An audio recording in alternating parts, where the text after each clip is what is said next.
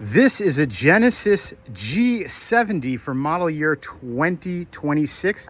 If you have a problem with your air conditioning, that it's not coming on at all, the first thing to do is to check the fuse for it. So you come down here beneath the dashboard, and to take the fuse panel off, you simply pull this down, and then the chart for it is on the back, and then we can see that the fuse for it is this 10A fuse right here in the middle. So you go to the 3 columns on the right, and then at the very bottom in the middle is a 10A. I believe it is a microblade fuse. I'm gonna put a link in the description to purchase them.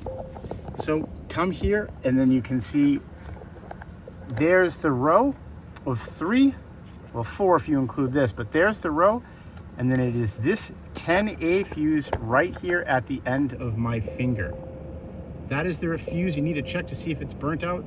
If it is, replace it, and your AC should start working again. If you have any questions, put them in the comments.